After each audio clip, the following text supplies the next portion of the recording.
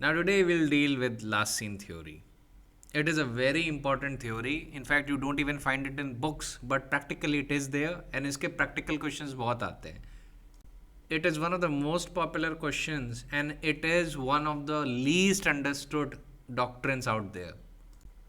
अब इसको समझाने का एक बड़ा आसान तरीका है. मान लीजिए आप जज हैं. प्रोसिक्यूशन आपके सामने कुछ तथ्य रखता है. The prosecution is adducing some evidence before you. उस एविडेंस में एक बड़ी खास बात आप एक देखते हैं और आप ये अक्सर सोचते भी होंगे कि मान लीजिए अक्यूज पर्सन जो है वो और victim, late us suppose they went for a trip, दूर दराज एक ट्रिप पे गए थे और उसके बाद ये पता था कि अक्यूज्ड और विक्टिम लास्ट में वर सीन टुगेदर. उसके बाद से विक्टिम की लाश मिलती है. ठीक है, ये तथ्य आपके सामने है. This fact is before you. Now what would be the evidentiary value of this? Of course अगर आप एक लेमैन हो तो आप सोचेंगे कि भाई ये दोनों आखिर में साथ में देके गए थे, उसके बाद विक्टिम की लाश मिली, तो इसका एक ही मतलब है कि भाई ये भाई साहब गिल्टी हैं. अक्यूज पर्सन इज गिल्टी, इसी ने मारा होगा. You as a layman would presume so, but will the court or a prudent man will think like this? The answer is no. इस सिचुएशन को हम लोग कहते हैं लास्ट सीन थ्योरी.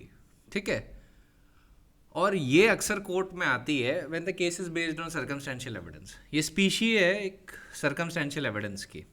ठीक है, you primarily need to understand कि इसको डील कैसे करना है. तो देखिए, मैं चाहूँ तो 6-7 प्रिंसिपल्स में इसको समराइज भी कर दूँ कि क्या इसकी एविडेंशियरी वैल्यू होती है. In fact I will do so, लेकिन first and foremost you need to understand ये किन सेक्शन से निकलती है. Primarily section 106 of the Indian evidence act. कुछ जजमेंट्स हैं जो कहते हैं कि 106 के साथ साथ 114 ऑफ द एविडेंस एक्ट के भी थ्रू लास्ट सीन थ्योरी होती है, लेकिन जो मेजॉरिटी ऑफ द जजमेंट्स हैं वो यही बताते हैं कि 106 of the Indian evidence act से ये थ्योरी निकलती है. क्यों 106 of the Indian evidence act से निकलती है? ये बहुत इंटरेस्टिंग चीज़ है. याद है मैंने आपको कल एक एक्सेप्शन बताया होगा कि जो भी फैक्ट अक्यूज्ड की पर्सनल नॉलेज में होते हैं, prosecution need not prove that, है ना. ये आपको पता होगा कि बर्डन ऑफ प्रूफ तब प्रोसिक्यूशन पे नहीं होता जो फैक्ट अक्यूज की पर्सनल नॉलेज में होता है. तो उसको लेके 106 बात करता है. इसीलिए कल हमने 106 स्किप कर दिया था क्योंकि 106 अपने में बड़ा टॉपिक है. तो अब हम जरा सेक्शन 106 देखते हैं. Now section 106 of the Indian evidence act says burden of proving fact specially within knowledge. When the fact is specially within the knowledge of any person, the burden of proving that fact is upon him. जब कोई fact किसी खास तरीके से किसी person की special knowledge का part होता है, तो ऐसे में ये बर्डन ऑफ प्रूफ उसी पे होगा जिसके पास वो नॉलेज है. अब इलस्ट्रेशन देखिए. When a person does any act with some intention other than that which the character and circumstances of the act suggest, the burden of proving that intention is upon him. Illustration B. A is charged with traveling on a railway without a ticket. The burden of proving that he had a ticket is on him. ये illustration तो आपको खैर उतना अच्छे से section नहीं समझाते. मैं आपको एक अपना illustration बताता हूँ. मान लीजिए accused person is the husband of the victim and he has murdered the wife. ठीक है, वाइफ को उसने मार दिया रात को अपने बेडरूम में, और सुबह वो घर से भाग गया. ऐसे में जब कोर्ट के सामने केस जाएगा तो जब कोर्ट उससे पूछेगी कि जब आखिर में आप दोनों एक साथ थे तो बेडरूम में ऐसी कौन सी घटना हुई which resulted in death of the wife. अब ये सपना तो प्रोसिक्यूशन को आएगा नहीं that how was the victim murdered और in what manner it was murdered. Prosecution at best ये बता सकता है कि इंजरी कैसे हुई, किन चीज़ों से हुई, पर एक्यूरेटली और फैक्चुअली सिर्फ अक्यूज बता सकता है कि किन सर्कमस्टेंसेस में इस इलस्ट्रेशन के कॉन्टेक्स्ट में वाइफ की डेथ हुई. क्योंकि एक ही रूम में रह रहे थे, एक ही रूम में रहते हुए अचानक वाइफ की डेथ होती है एंड सुबह the husband एब्सकॉन्ड्स.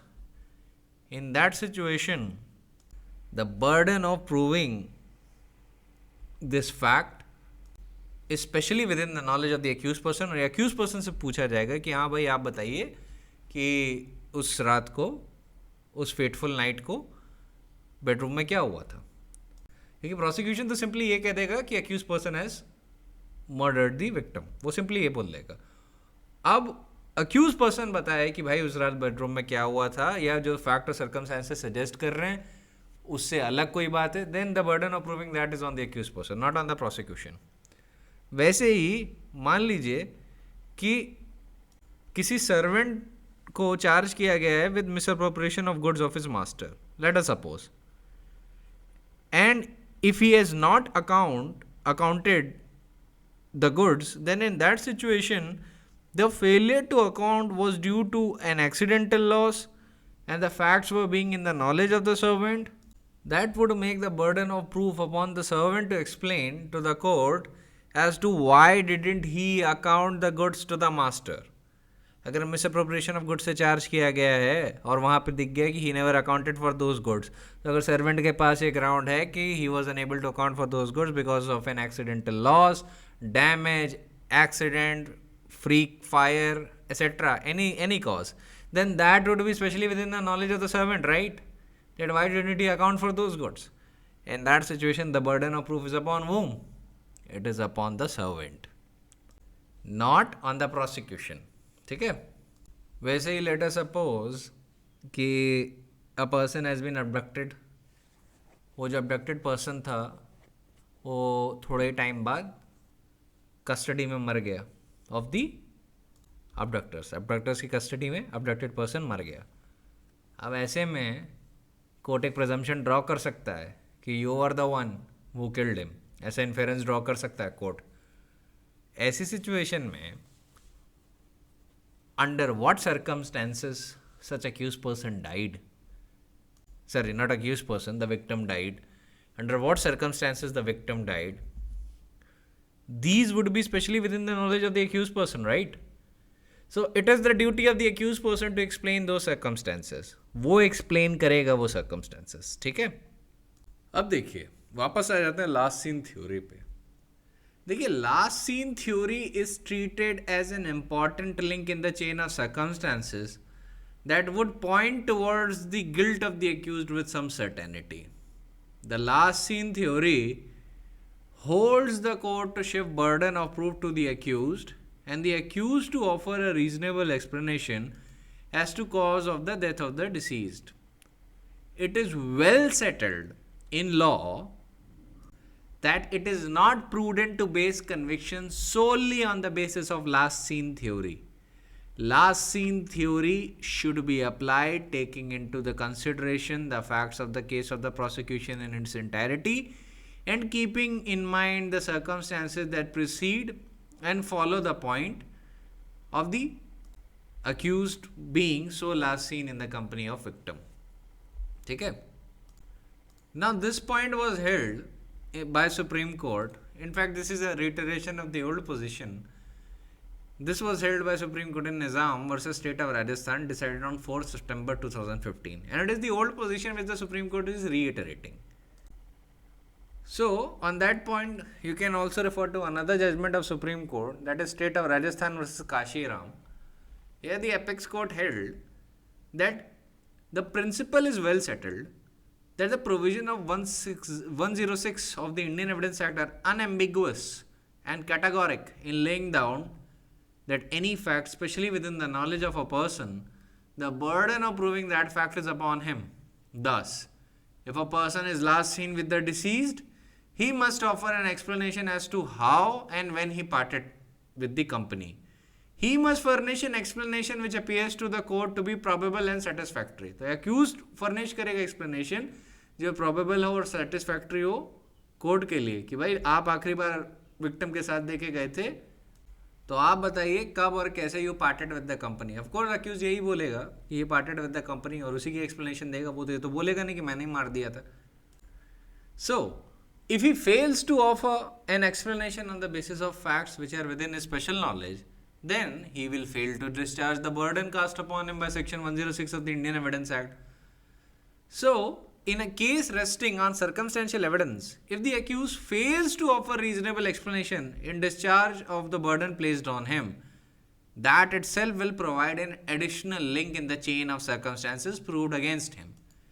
Now, Section 106 does not shift the burden of proof in a criminal trial, that is always on the prosecution, जैसा कि 101 में होता है. It lays down merely a rule that the accused does not throw any light.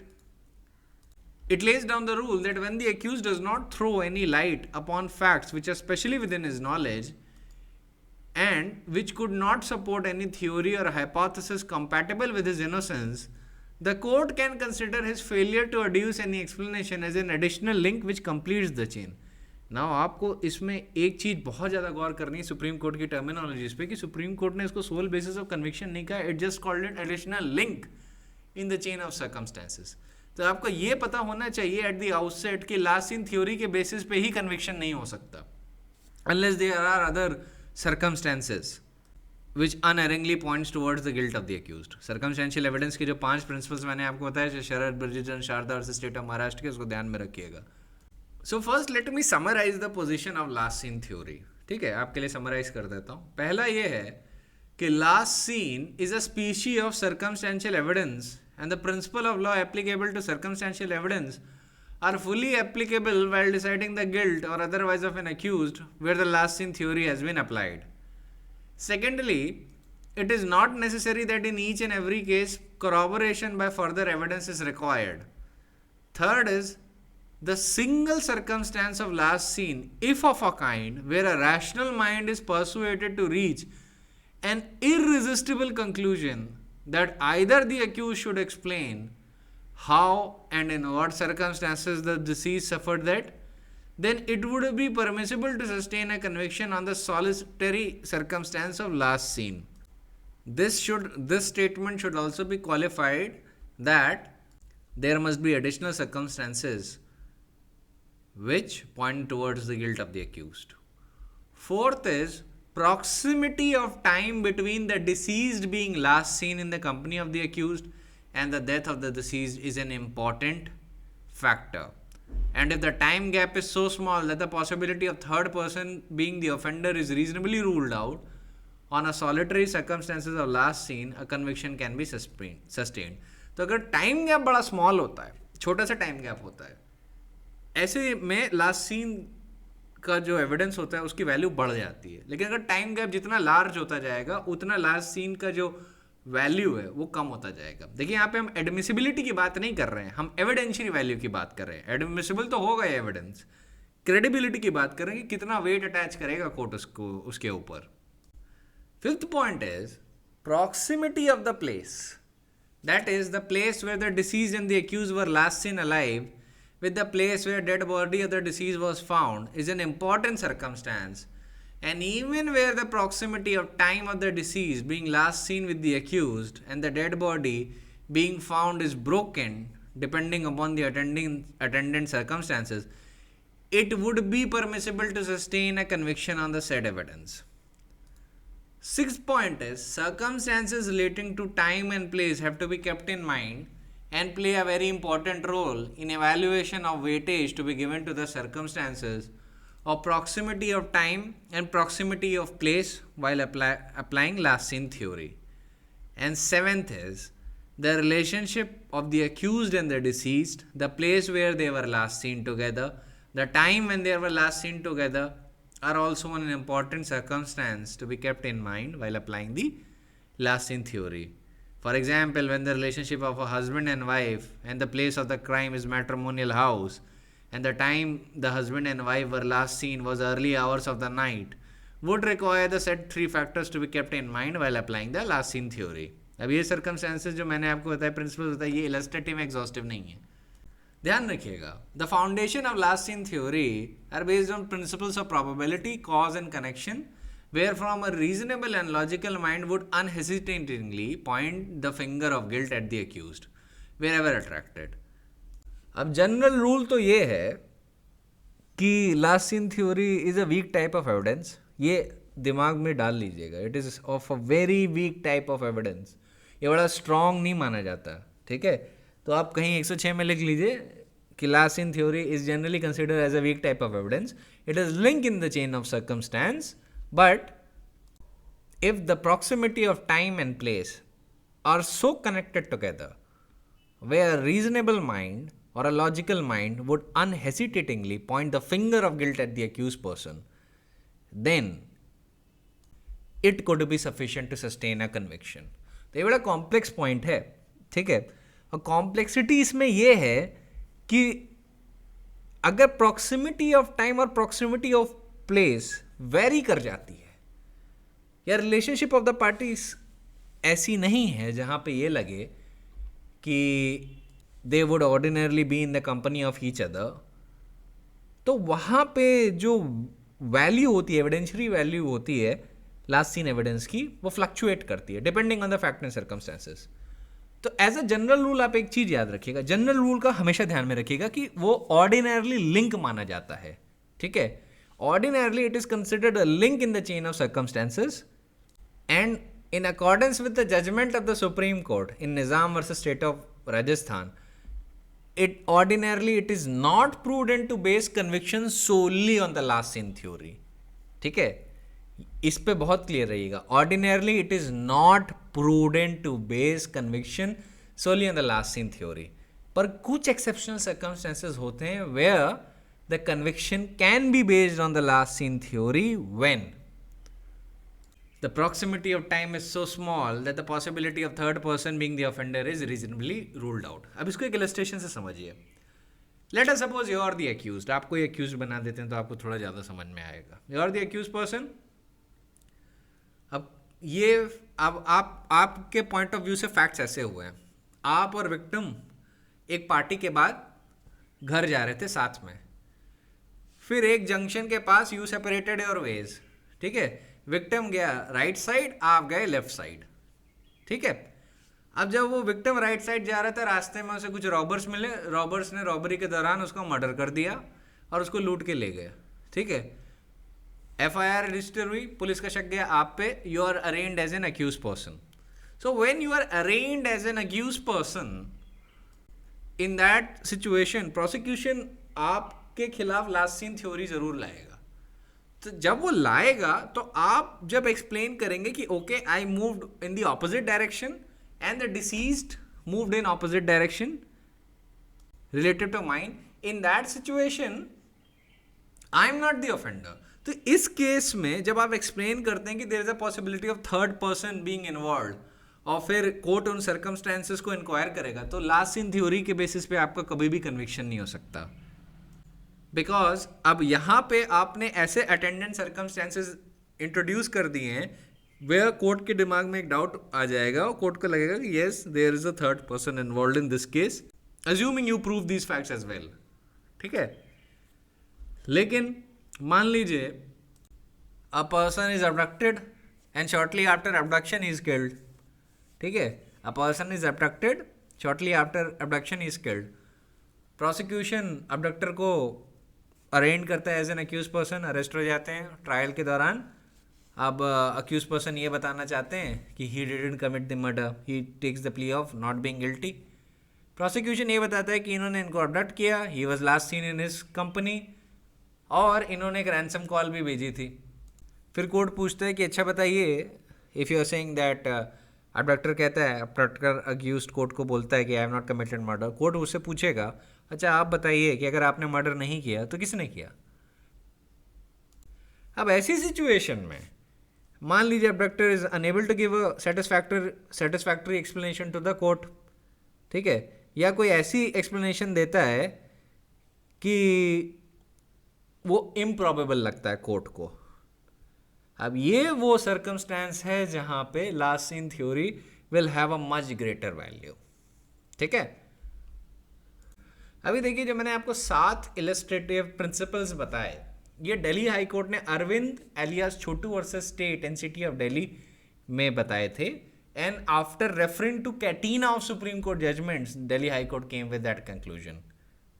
लेकिन अभी भी मैं बार बार रीइटरेट करूंगा कि एज अ जनरल रूल ये वेल सेटल्ड है कोर्ट के सामने.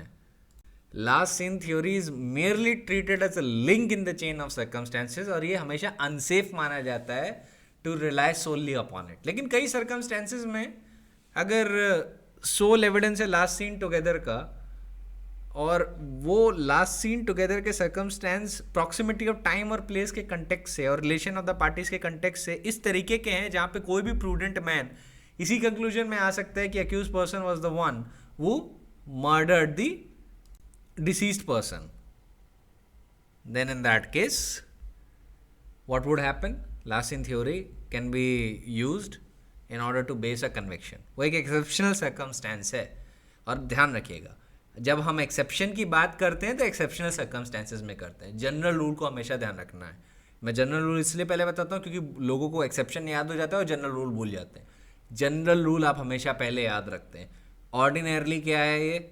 Ordinarily it is a link in the chain of circumstances. Ordinarily it is considered a weak type of evidence and ordinarily it is unsafe to base a conviction on it.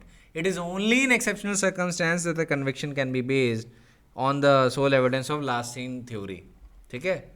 वैसे ही एक case बताता हूँ आपको, Bodhraj alias Bodha versus state of Jammu and Kashmir. ये section 27 of the Indian evidence act के context में भी बताया था। इसमें भी सुप्रीम कोर्ट ने वही बात की। The last seen theory comes into play when the time gap between the point of time when the accused and the deceased were last seen alive and when the deceased is found dead is so small that the possibility of any person other than the accused being author of the crime becomes impossible. It would be difficult in some cases to positively establish that the deceased was last seen with the accused when there is a long time gap and the possibility of other persons coming between exist. In absence of any other positive evidence to conclude that the accused and the deceased were last seen together, it would be hazardous to come to a conclusion of guilt in these cases. और Bodhraj alias बोधा में supreme court ने क्या किया था, बोला था कि इस केस में there is positive evidence that the deceased accused 1 and accused 2 were seen together by the witness, prosecution witness 14, 15 and 18 in addition to the evidence of prosecution witness 1 and 2. अब ये जो circumstance थे, the fact of the deceased last being alive in the company of the accused person and pertaining to place, time and the distance between the place and the deceased wherever he was last seen alive, and dead body was found, and the time gap between the two events was so in place that the court thought that there is positive evidence pointing towards the guilt of the accused person in this case on the basis of last seen theory. सवाल में आपको मैं छोटे से सवाल का जवाब दे दूं कि आपको शुरुआत कैसे करनी होगी जब आप लास्ट सीन थ्योरी पे कुछ लिख रहे हैं। वही Bodhraj alias Bodha versus state of Jammu and Kashmir की जो पहला पैराग्राफ था उसी से शुरुआत करिए। The last seen theory comes into play when the time gap between the point of time when the accused and the deceased were last seen alive and when the deceased is found dead is so small that the possibility of any person other than the accused being author of the crime becomes impossible. ठीक है, इससे ही शुरुआत करिए। फिर आप section 106 के context को add करिए कि ये डॉक्ट्रिन किस सेक्शन से निकल के आती है, किस पे बर्डन ऑफ प्रूफ जाता है। अब लास्ट सीन थ्योरी बहुत ज़्यादा सब्सटेंशियली रिलाई करती है the mental acumen. It depends upon entirely upon the mental acumen of the जज, और जज कितना ज़्यादा अवेयर है regarding the facts and circumstances of the case. वो जितना ज़्यादा केस में इंटरेस्ट लेगा और जितना अच्छे से वो एविडेंस मार्शल करेगा, उस पर ही डिपेंड करता है इंटायरली कि कन्विक्शन का जो ऑर्डर है वो करेक्ट है या नहीं। ठीक है, ये ज़रूर समझिएगा। अब निज़ाम वर्सेस स्टेट ऑफ राजस्थान में जो अक्यूज पर्सन थे उनको कन्विक्ट कर दिया गया था solely on the basis of last seen theory. लेकिन जब ये मैटर सुप्रीम कोर्ट गया तो सुप्रीम कोर्ट ने उनको अक्विट कर दिया। क्यों अक्विट कर दिया? क्योंकि जो सर्कमस्टेंसेस ऑफ द केस थे वो बड़े डिफेक्टिव थे, बहुत ज़्यादा डिफेक्टिव थे। तो ऐसे में कोर्ट को अनसेफ लगा to rely only on the last seen theory. और ध्यान रखिए, जहाँ पे भी कोर्ट के दिमाग में डाउट आया या जहाँ पे भी दो व्यू पॉसिबल हो गए तो court would rather on the side of caution and give benefit of the doubt to the accused person. क्योंकि ध्यान रखिए, डॉक्ट्रिन है इनोसेंट अंटिल प्रूवन गिल्टी। जब आप इस डॉक्ट्रिन को एक्शन में देखते हैं ना, तब आपको पता चलता है कितनी स्ट्रॉन्ग डॉक्ट्रिन है। सिमिलरली जब आप इस डॉक्ट्रिन को देखते हैं ना, the prosecution has to the prosecution has to prove it case beyond reasonable doubt. जब आप देखते हैं इसको एक्शन में तब आपको पता चलता है कितना हैवी बर्डन ऑफ प्रूफ है ये। अब इस केस में कई इन्वेस्टिगेशन लैप्सेस और मिसिंग लिंक्स थे। Non recovery of stolen money था इन केस पे। Weapon from which the injuries were caused वो भी रिकवर नहीं हुआ था। फॉल्स केस लॉन्च किया गया था by prosecution witness 2 and he alleged that someone else robbed him and some miscreants robbed him. और कोर्ट के दिमाग में ये था कि इन जो अक्यूज पर्सन है इनको प्रेशर में पकड़ा गया है। क्योंकि होता क्या है ना, अगर आप पुलिस पे ज़्यादा बहुत प्रेशर डालेंगे किसी केस के लेके तो किसी को भी उठा लेगी और कहेगी हाँ यही है accused person, in order to just assuage public feelings. तभी यू सी मैक्सिमम अक्विटल्स। वो तो कोर्ट में पता चलता है अरे ये this person was not involved at all. तो जब भी आप मीडिया में किसी को देखें ना कि पुलिस ने अक्यूज को पकड़ लिया तो ऑटोमेटिकली आप उसको कन्विक्ट ना मान लीजिएगा, ठीक है। अभी वो अक्यूज्ड है और अक्यूज्ड से लेके कन्विक्ट के बीच में बहुत लंबा रास्ता होता है।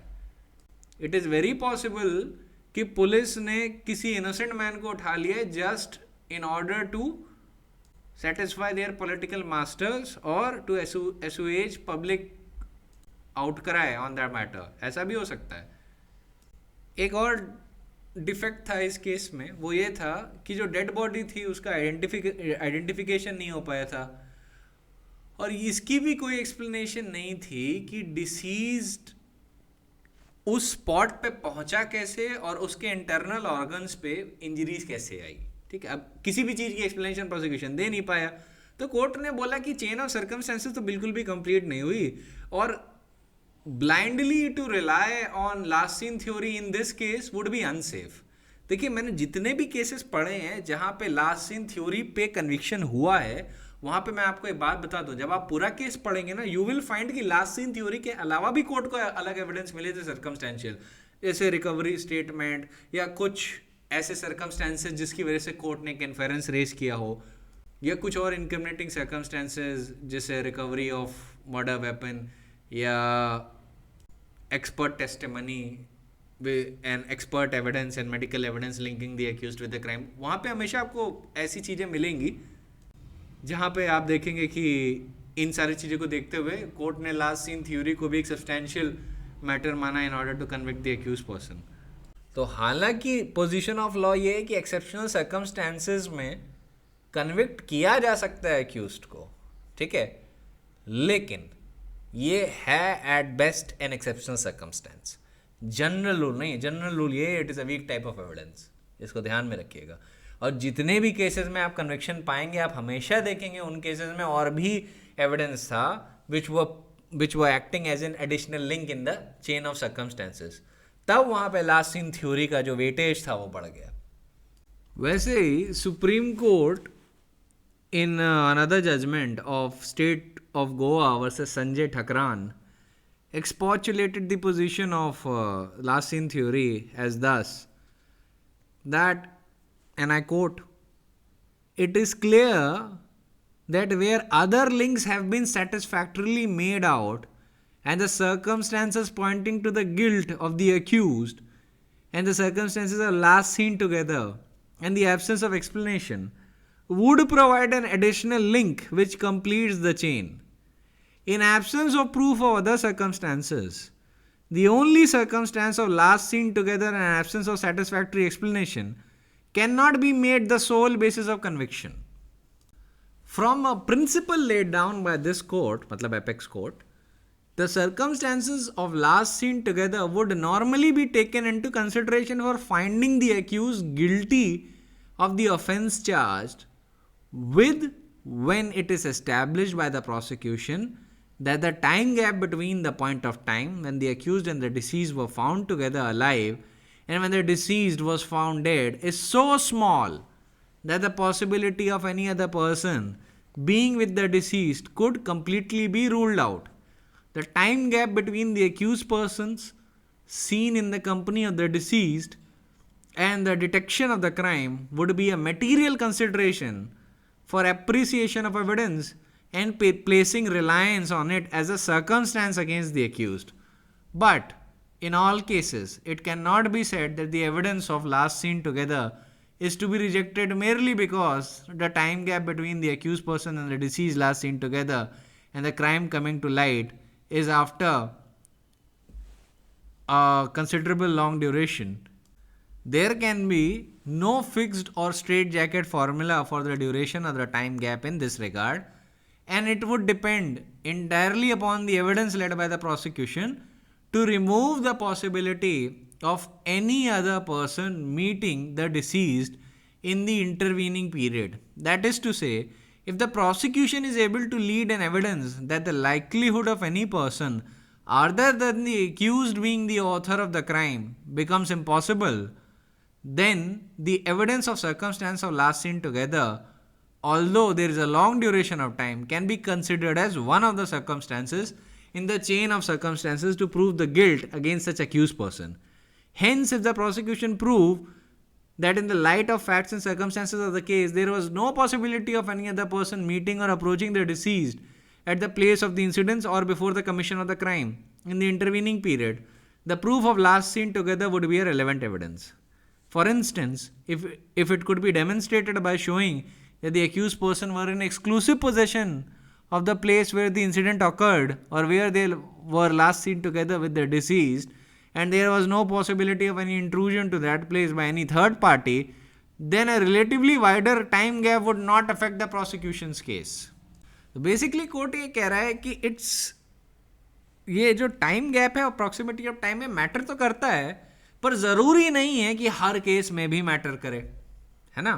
क्योंकि देखिए, क्रिमिनल लॉ को अगर आप समझना चाहते हैं तो आप अभी यही सोच रहे होंगे कि यार पहले तो सुप्रीम कोर्ट अलग बात कर रहा था, पहले तो हाई कोर्ट्स भी कह रहे थे प्रॉक्सिमिटी ऑफ टाइम, ये अचानक से लास्ट टाइम गैप कैसे रेलेवेंट करवा दिया इन्होंने. देखिए, क्रिमिनल लॉ जो है वो ह्यूमन लाइफ से डील करता है, इसीलिए कॉम्प्लेक्स होता है, क्योंकि फैक्ट और सर्कमस्टेंसेस किसी सिचुएशन में बहुत रेडिकली वैरी कर सकते हैं, है ना. तभी जो कोर्ट होता है, जब भी आप इन मैटर्स पे गाइडलाइंस देखेंगे, कोर्ट हमेशा नीचे लिखेगा कि it is illustrative not exhaustive. इसीलिए वो लिखता है क्योंकि वो अपने आप को इम्प्रिजन नहीं करना चाहता उन डॉक्ट्रिन से या उन प्रिंसिपल्स ऑफ लॉ से.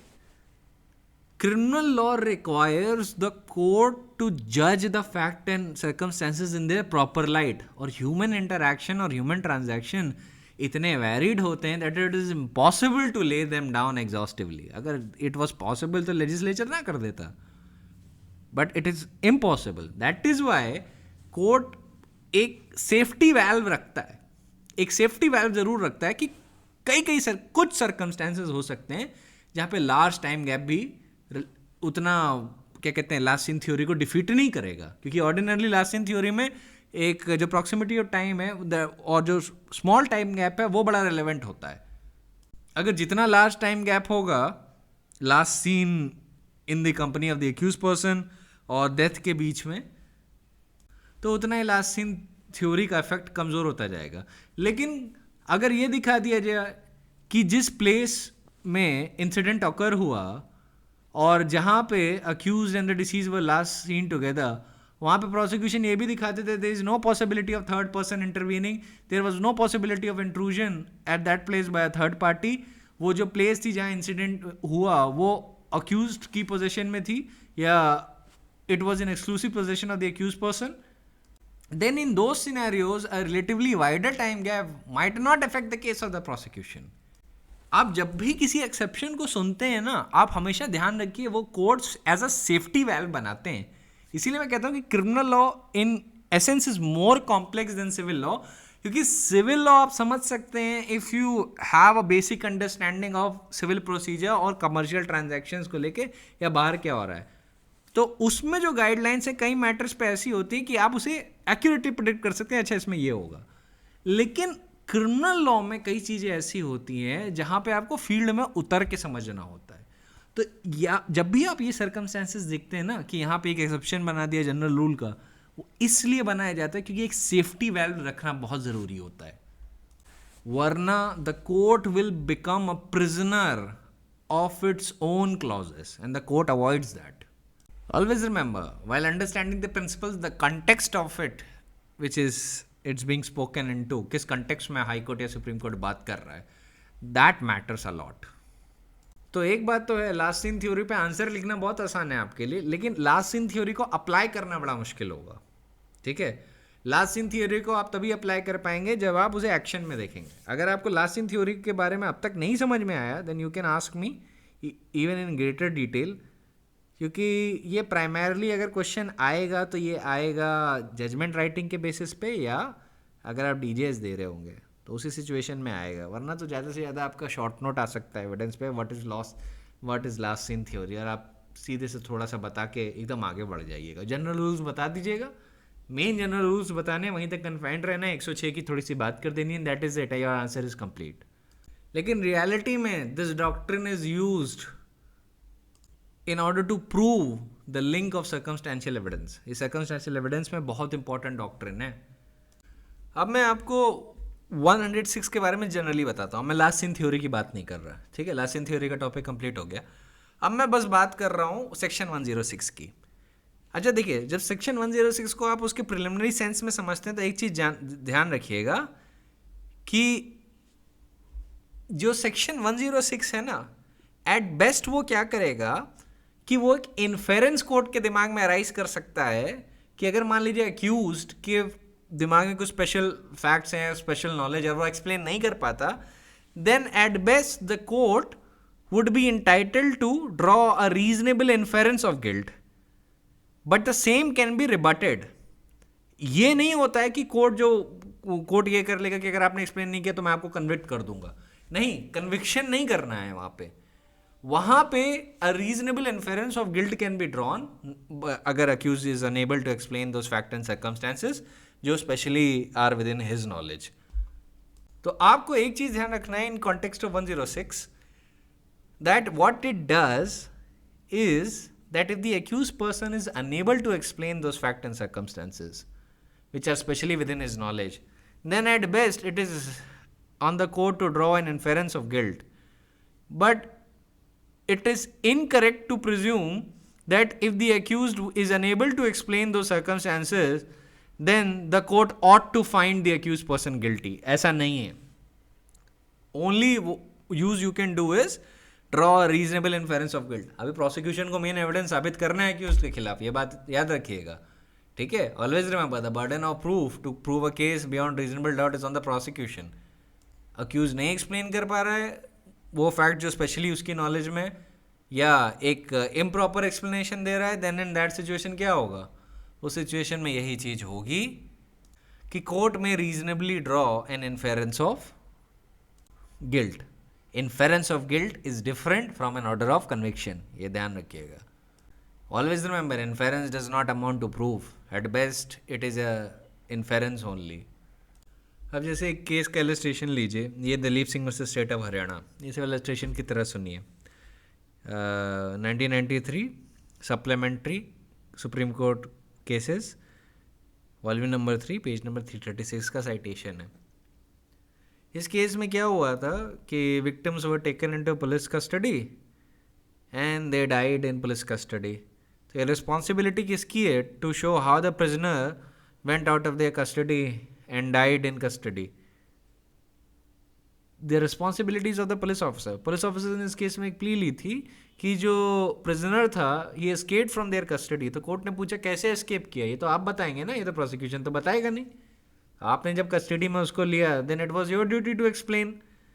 सिमिलरली उसकी क्या हेल्थ थी या कंडीशन थी इन कस्टडी, ये भी आप ही की ड्यूटी है एक्सप्लेन करना, क्योंकि बर्डन ऑफ प्रूफ इसके लिए तो आप पे कास्ट होता है ना।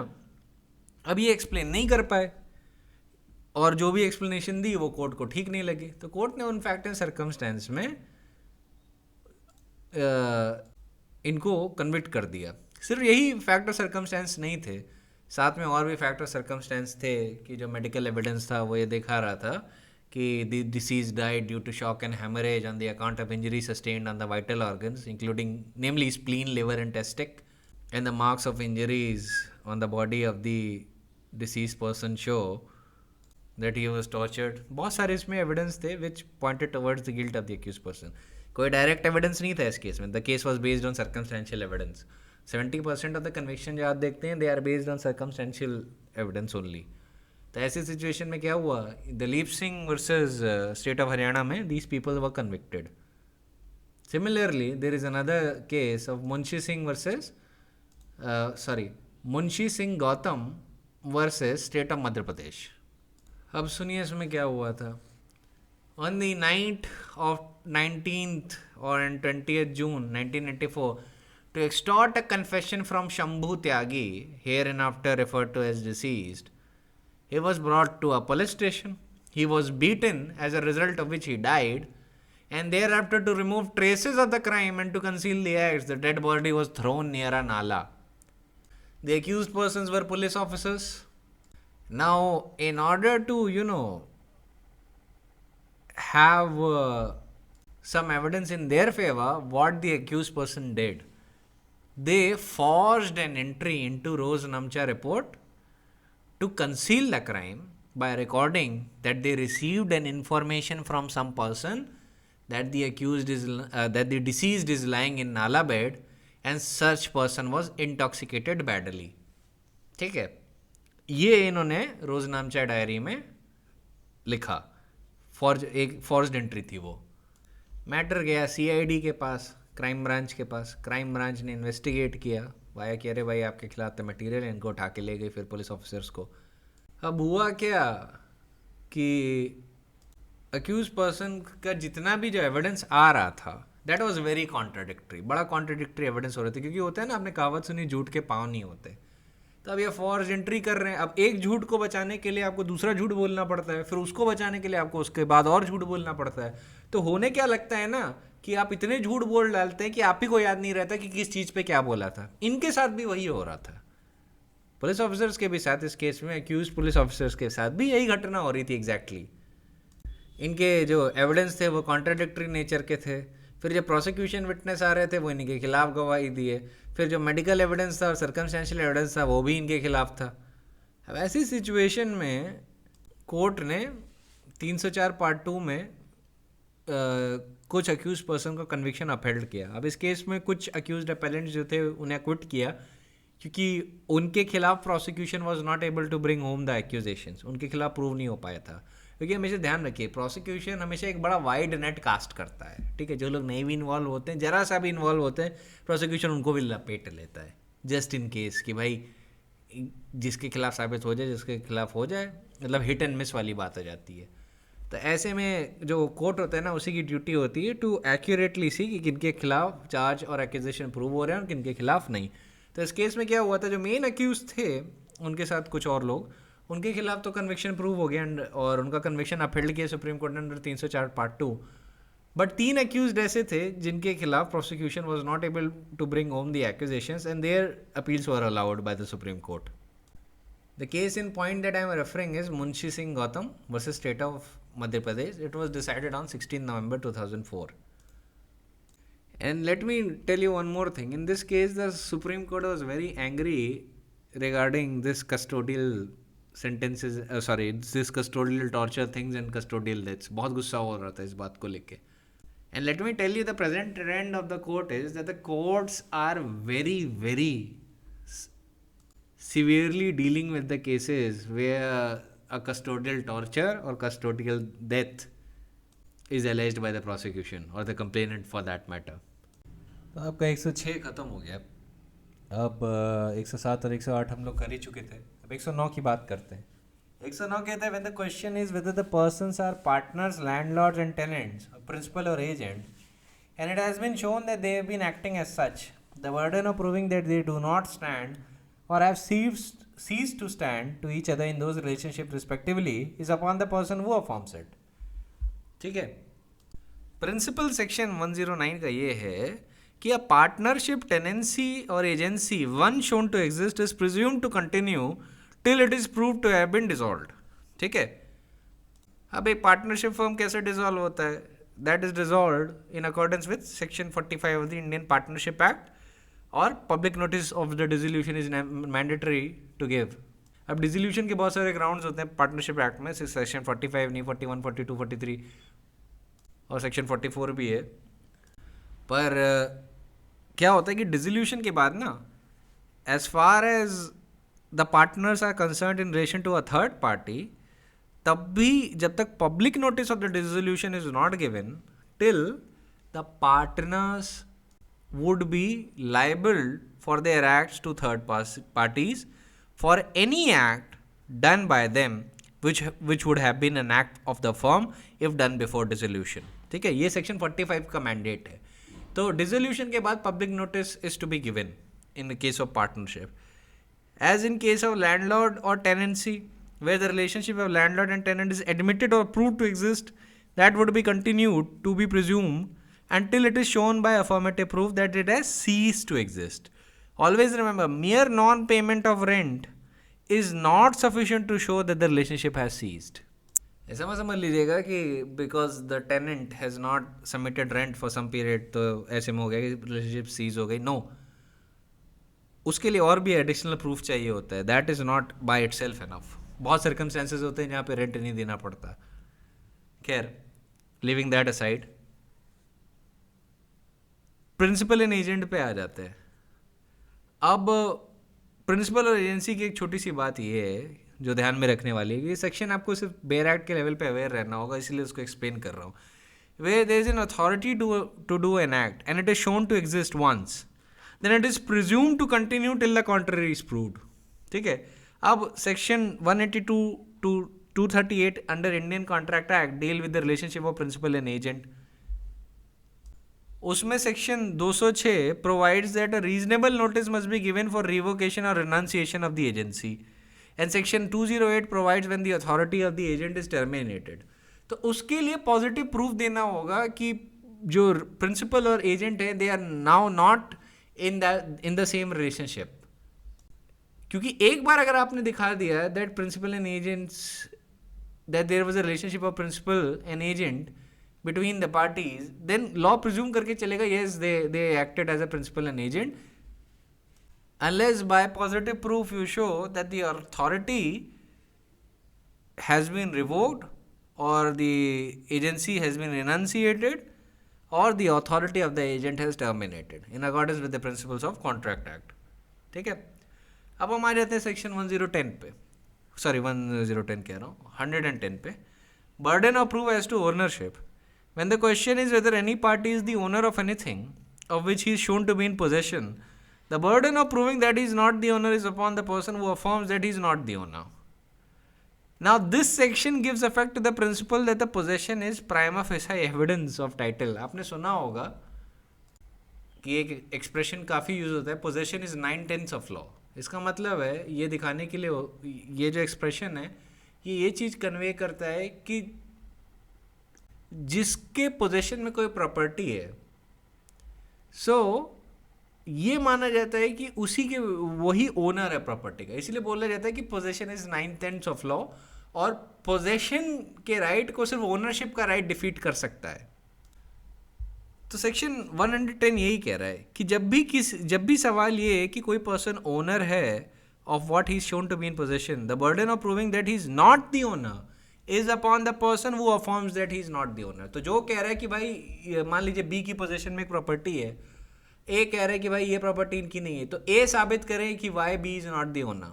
ठीक है. अब इसके कुछ क्वालिफिकेशन है. पहला है कि longer the possession the stronger would be the presumption. ये चीज़ याद रखिएगा. दूसरा एक चीज़ याद रखिएगा, the principle of this section would not apply where the position has been obtained by fraud और force. And the term possession used in this section is to be understood as opposed to juridical possession. It denotes actual or present possession. देखिए possession कई तरीके की होती हैं, यहाँ पे नहीं डिस्कस करूँगा सारे टाइप्स ऑफ पोजेशन वरना आप कंफ्यूज हो जाएंगे. लेकिन there is a concept of juridical possession as well, there is a constructive possession as well. यहाँ पे एक्चुअल पोजेशन की बात हो रही है. ठीक है. जैसे आप अपने घर पे रह रहे हैं या आपके मोबाइल में आप अपना मोबाइल यूज़ करते हैं या आपका लैपटॉप है, कंप्यूटर है, that is in your actual possession. तो ध्यान रखिएगा यहाँ पे the word possession that has been use denotes actual present possession, not juridical possession. अब आ जाते हैं सेक्शन 111 पे. It says where there is a question as to good faith of the transaction between parties. मतलब जब सवाल ये है कि there is a good faith of transaction between the parties and one of whom stands in the position of the active confidence, then the burden of proving the good faith of the transaction is upon the party who is in the position of active confidence. Illustration देख लीजिए. The good faith of a sale by client to an attorney is in question. In a suit brought by client, the burden of proving the good faith of the transaction is on the attorney. क्योंकि attorney is in a position of active confidence. ठीक है. फिर illustration B. The good faith of a sale by a son just come of age to a father is in question in a suit brought by son. The burden of proving good faith of the transaction is on the father. क्यों? Because the father is in position of active confidence. Now let me tell you, the principle enunciated in this section in ancient times was called the great rule of the court. And the great rule is, he who bargains in a matter of advantage with a person placing confidence in him is bound to show that a reasonable use has been made of that confidence. It is a rule which originally applied on trustee, attorneys or anyone else enjoying the position of active confidence. क्या था? He who bargains in a matter of advantage with a person placing confidence in him is bound to show that the person that a reasonable use has been made of that confidence. ठीक है? So, in other words, it is a very salutary rule. In other words, when a fiduciary or quasi-fiduciary relationship between the parties exists, then the burden of sustaining a transaction between the parties would rest with the party who is in position of such fiduciary relation or in a dominant position. ये काफ़ी कुछ undue influence में जा रहा है जो section 16 of the contract act में होता है. वो इसलिए जा रहा है ना क्योंकि लॉ ये कंफर्म करना चाहता है कि जितने भी ट्रांजैक्शन हो वो वॉलंटरली मेड हो, उसमें कोई अनड्यू इन्फ्लुएंस, कोअर्जन, फ्रॉड ये सारे एलिमेंट्स नहीं होना चाहिए. अभी जो वर्ड है एक्टिव कॉन्फिडेंस, इसका क्या मतलब है? What does it mean active confidence? See, these words seem to indicate that the relationship of the parties is of such nature that one is bound to protect the interest of the another. अब जो active confidence की position होती हैं, अब मैं illustrative list आपको दे देता हूँ. ट्रस्टी के बीच में होती हैं, अटर्नी और क्लाइंट के बीच में होती हैं, एक एडमिनिस्ट्रेटर के बीच में, एक एडमिनिस्ट्रेटर के ऊपर ये रूल अप्लाई करता है, एक guardian in relation to a minor के ऊपर ये रूल अप्लाई करता है, गार्डियन के ऊपर रूल अप्लाई करता है. ठीक है. फिर एन एजेंट के ऊपर अप्लाई करता है because he is to protect the interest of his principal. एक मिनिस्टर के ऊपर अप्लाई करता है. फिर एक मेडिकल अटेंडेंट के ऊपर अप्लाई करता है, एक ऑक्शनियर के ऊपर अप्लाई करता है. तो आप ऐसे समझ सकते हैं कि दीज आर द पर्सन्स वो hold the position of active confidence. ठीक है. यहाँ पे फिड्यूशियरी एलिमेंट शामिल है. अब एक स्पेशल कैटेगरी आती है पर्दा नशीन लेडीज़ की. ठीक है. In case of Parda Nashin ladies, the law throws around her a special cloak of protection. It demands that the burden of proof shall in such case rest not with those who attack, but with those who found upon a deed executed by her, and the proof must go so far as to show affirmatively and conclusively that the deed was not only executed but was explained to and was understood by her. तो generally क्या होता है कि मान लीजिए if you entered into a transaction or if you entered into a contract with a Parda Nashin lady, in that situation, ordinarily if let us suppose Parda Nashin woman wants to set aside such contract or set aside the transaction that she entered into with you regarding a sale of property, a gift of a particular property, then in that situation अगर मान लीजिए law उन्हें special protection ना दे रहा होता, तो एक presumption का एक रूल जो लॉ का होता है वो ये होता है कि he who affirms must prove, है ना, कि जो अफर्म कर रहा है वो wants to attack the deed, वो प्रूव करे कि भाई उसके पास ऐसे फैक्ट्स और एविडेंस है that the transaction is not vitiated due to undue influence, fraud और otherwise for any other reason. Generally rule ये होता. लेकिन क्योंकि pardanashin women are the women who are in ordinary customs are not to appear in public and they have no knowledge about the worldly affairs, तो ऐसी situation में law throws around her a special cloak of protection, ठीक है। उनके case में if the पर्दानशीन women, जो ये जो पोजीशन ऑफ लॉ है, if they were to institute a suit against you, तो बर्डन ऑफ प्रूफ आप पे होगा। आप साबित करो कि that the deed was not only executed by the Pardanasheen lady, but she really understood such deed, and such deed and its effect was explained to her by you, ठीक है। So the burden of proof would be upon you. ये special class of people हैं, वो are the protected class in the words of court. ऐसे में अगर इन्होंने कोई भी केस इंस्टीट्यूट किया and they want to set aside a transaction or a contract, then the burden of proof would not be on them, it would be on you, ठीक है। And that is in accordance with the rule of section 111. अब blind person को लेके थोड़ी बात कर लेता हूं, और इसी ब्लाइंड पर्सन के साथ आप इलिटरेट पर्सन भी ध्यान में रखिएगा। Blind person can not read and illiterate person also can not read. अब मान लीजिए आप उस ब्लाइंड पर्सन के पास बहुत सारी प्रॉपर्टी है। अब आप उस ब्लाइंड या इलिटरेट पर्सन को बताते हैं कि ओके एक सेल ट्रांजैक्शन में एंटर करते हैं, आप अपनी प्रॉपर्टी मुझे 5 करोड़ के लिए बेच दीजिए, और आप बताते हैं सेल डीड है, इस पर साइन कर दो। और वो सेल डीड नहीं, वो गिफ्ट डीड है, ठीक है। It's not a sale deed, it's a gift deed. तो ऐसी सिचुएशन में लेट अस सपोज आपने तो फिर गिफ्ट डीड अपने फेवर में बनवा ली। अब the blind person or the illiterate person realizes that he is being duped, then he institutes a case against you in order to get that document cancelled. तो ऐसी situation में general rule क्या होता? General rule ये होता, the plaintiff has to prove its case, but since he is a special category, since he is a blind person and since he is an illiterate person, the burden of proof would be upon the purchaser, or in this case donee, or the person who entered into a transaction with her, to show and prove that such blind or illiterate person not only agreed to sell or not only agreed to gift, but he or she knew what was being written in that document, and that document was explained to such blind or illiterate person, and after knowing fully what that document was, only then such blind or illiterate person affixed his or her mark to that document, ठीक है। तो यहाँ पे there is a certain semblance of reverse burden of proof. Ordinarily plaintiff के ऊपर burden होता है, इस केस में जो बर्डन ऑफ प्रूफ होगा वो उसके ऊपर होगा, डिफेंडेंट के ऊपर। दे हैव टू एक्सप्लेन कि उन्होंने पूरा ट्रांजैक्शन ढंग से समझाया था। अगर नहीं एक्सप्लेन कर पाए, कोर्ट क्या करेगा, वो डॉक्यूमेंट कैंसिल कर देगा।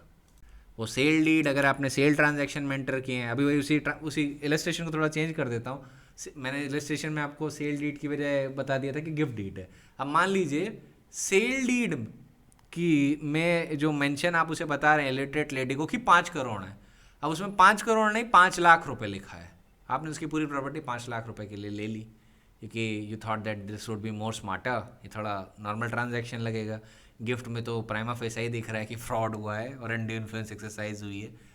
तो ऐसी सिचुएशन में once again the burden of proof would be upon you कि not only such blind or illiterate person agreed to sell, but he or she knew what was written on the document, and whatever was written on the document was explained to her.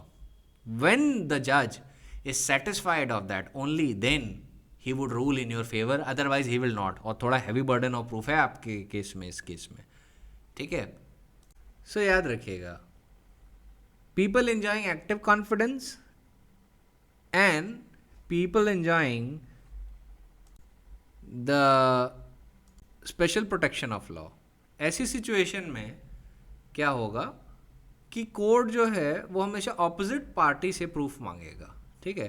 अगर you are in the position of an active confidence as opposed to your client, you are an attorney और आपने client के साथ ही transaction किया है, तो ऐसी case में since you are in the position of active confidence, then you have to adduce evidence and the burden of proof would be upon you कि आपने उस कॉन्फिडेंस का दुरुपयोग नहीं किया। वैसे ही if a person is belongs to a protected class of people, तो ऐसी सिचुएशन में the burden of proof would again be on you to explain that the transaction was explained to such protected class of people and they willingly entered into it. Pardanashin women के भी context में बोल रहा हूँ, blind और illiterate women के भी, women और मैन के भी कंटेक्स्ट में बोल रहा हूँ. तो ऐसे में आप सिर्फ ये नहीं कह सकते कि अगर आपने ब्लाइंड या इलिटरेट पर्सन या पर्दानशीन वुमेन से आपने किसी डीड पे साइन करा लिया और आप ये फिर कहेंगे कि नहीं देखिए इन्होंने साइन कर दिया तो अब तो ये ट्रांजैक्शन पूरा कंप्लीट हो गया. No, mere signing of the document would not be deemed to have any force अगर वो इन कैटेगरी ऑफ पर्सन्स को बिलोंग करते हैं. वैसे ही एक और रिलेशनशिप होती है, the relationship of spiritual adviser और a spiritual guru and a disciple. इन लोग के बीच भी एक फिड्यूशियरी रिलेशनशिप होती है. इनफैक्ट इस पे कॉन्ट्रैक्ट एक्ट में एक बड़ा ही क्लासिक केस है, मन्नू सिंह वर्सेस उमादत पांडे का. 1890 volume number 12 Allahabad, page number 523 में रिपोर्ट हुआ था. इस केस में क्या हुआ था कि a suit for cancellation of a gift deed was filed by the plaintiff. और हुआ क्या था कि जो गिफ्ट डीड थी उसके अंडर प्लेंटिफ ने अपनी सारी प्रॉपर्टी अपने स्पिरिचुअल गुरु के नाम कर दी थी. और the idea was to have another worldly benefit. And immediately after execution of deed she filed for cancellation of such deed. उस डीड के एग्जीक्यूट होने के तुरंत बाद कैंसिलेशन के लिए फाइल किया गया था. अब ऐसी सिचुएशन में बर्डन ऑफ प्रूफ किसके ऊपर गया, प्लेंटिफ के ऊपर या स्पिरिचुअल गुरु के ऊपर, वो वाज द डिफेंडेंट. इस केस में जो कोर्ट था, कोर्ट ने बोला कि having regard to the fiduciary relationship between the parties, the burden of proof would be upon the defendant to show that he has not misused his position of confidence, and the burden of proof would be upon them to show that the transaction has not been entered into by exercising undue influence. Then we come to a very simple section on a very bare act level problem. इसमें कोई problem नहीं, इसको सीधे आप superficial level पे जानिए. एक presumption की बात करता है कि where a person is accused of having committed any offence specified in subsection 2 and in any area declared to be a disturbed area under any enactment, मतलब किसी भी स्पेशल स्टैट्यूट के अंदर उस एरिया को अगर डिस्टर्ब्ड एरिया डिक्लेयर किया गया है for the law being time being in force, making a provision for suppression of disorder and restoration of maintenance of public order. और illustration B, clause B, any area in which there has been over a period of more than 1 month, 1 month को mark कर लीजिए. हमेशा ये जो period आप देख रहे हैं ना, इससे लेके सवाल आ सकता है कि कितना टाइम फ्रेम दिया गया है. Any area in which there has been over a period of more than 1 month extensive disturbance of public peace and it has been shown that such person had been at a place in such area at a time when firearm or explosives were used at or from that place to attack or resist the members of armed forces or forces charged with maintenance of public order acting in discharge of their duties, it shall be presumed unless contrary is shown that such person has committed such offence. The offences referred to in subsection 1 are the following: an offence under section 121, 121A, 122 and 123 of IPC, मतलब offences against the state की बात हो रहा है, और criminal conspiracy, attempt or abetment in relation to that offence, those offences. अब इसका एक रियल वर्ल्ड एग्जांपल बता देता हूँ. जैसे बस्तर के एरिया में यहाँ पे नक्सलाइट मूवमेंट काफ़ी फोर्स में है, तो वहाँ पे ये सेक्शन ऑपरेट कर जाता है. कश्मीर के एरिया में ये सेक्शन ऑपरेट कर जाता है. नागालैंड में जहाँ पे गैरो हिल्स के पास, if I am remembering correctly, वहाँ पे भी ये सेक्शन ऑपरेट कर जाता है. तो जहाँ जहाँ पे भी there is a disturbance where the national security is threatened and law में कोई इनैक्टमेंट है, कोई स्पेशल स्टैट्यूट है which is there in order to suppress disorder and an effort is made by the forces charged with the maintenance of public order or armed forces to restore public order, then in that situation 111A provides for a presumption that if it is shown that at such place where the attack happened or resistant movement happened and such person was present at that place, then it shall be presumed that such person has committed such offense. Such offense मतलब 121, 121A, 122 और 123 of the IPC में offenses against the state उसी चीज़ से deal करता है. 121 में आप जानते हैं डेथ पेनल्टी भी हो सकती है सेक्शन 121 में. अब बेसिकली आपको बस इस सेक्शन को लेके एक बात समझनी है कि ये प्रिजम्पशन है and it is a rebuttable presumption of law. ठीक है, ये प्रिजम्पशन है and the presumption is by law what rebuttable. ये क्या कहते हैं, ये नहीं होगा कि court order of conviction record कर लेगा इस बेसिस पे कि मेयरली ओवर प्रेसिडेंट देयर. नहीं, ऑर्डर ऑफ कन्विक्शन की बात नहीं है, प्रिजम्पशन की बात है. So always confine it to the realm of presumption. ठीक है, which type of presumption is rebuttable presumption and it is a presumption of law. ये शैल प्रिज्यूम है ना, it is a presumption of law. तो prelims में इससे सवाल आ सकता है कि ये जो प्रिजम्पशन है इज दैट डिस्क्रेशनरी और mandatory. Then the answer is mandatory. इसको प्रिजम्पशियो जूरिस बोलेंगे, but nonetheless it is a rebuttable presumption. इस प्रिजम्पशन को तोड़ा जा सकता है by the accused person adducing evidence in his favour. ठीक है, इन सारे सेक्शंस और प्रोविजंस का यूज़ सबसे ज़्यादा वहाँ पे होता है जो डिस्टर्ब्ड एरियाज होते हैं. एक टाइम में पंजाब में भी बहुत होता था इस सेक्शन का यूज़. राइट नाउ अभी तो कश्मीर, बस्तर और जो भी डिस्टर्ब्ड एरियाज हैं जहाँ पर नेशनल सिक्योरिटी थ्रेटन्ड रहती है, नक्सलाइट या बोडो मूवमेंट या जो पाकिस्तानी टेररिस्ट इन्फिल्ट्रेटर्स हैं उनका जो मैटर होता है, उन मैटर्स में ये सेक्शन और स्पेशल प्रोविजंस जो होते हैं स्पेशल स्टैट्यूट्स के, वो काम में आते हैं. तो जनरल सेंस में आप जैसे दिल्ली, लखनऊ, बिहार, इन सारे एरियाज़ में रहते तो वहाँ पे ऐसा कुछ, पटना वटना में, इन सारे एरियाज़ में सेक्शन 111 का प्रिजम्पशन ऑपरेट नहीं करेगा जब तक वो एरिया डिस्टर्ब्ड एरिया डिक्लेयर ना कर दिया जाए. तो पहले एरिया होगा डिस्टर्ब्ड एरिया डिक्लेयर्ड. ठीक है, पहले उस एरिया को डिस्टर्ब्ड एरिया डिक्लेयर होना है अंडर अ स्पेशल स्टैट्यूट और an enactment. Secondly, firearms और explosion should have been used and the accused person should be present at the spot. These criteria are proved and the law will presume, shall presume that such person has committed such offense. ठीक है, अब section 111 का जो scope है किन offences पे apply करेगा? 121, 121A, 122 and 123. अब section 121 in IPC is waging or attempting to wage war or abetting waging of war against government of India. 122 is collecting arms with the intention of waging war against government of India. And section 123 is concealing with intent to facilitate, designed to wage war.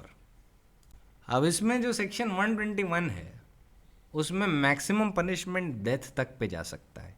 ठीक है, अब section 121A is about conspiracy to commit offences punishable under section 121. क्योंकि conspiracy को लेके एक अलग से section incorporate किया गया है when the criminal conspiracy relates to section 121. Then आप जनरल क्रिमिनल कंस्पिरेसी के सेक्शन को यूज़ नहीं करते, वो स्पेसिफिक क्रिमिनल कंस्पिरेसी के सेक्शन को यूज़ करेंगे.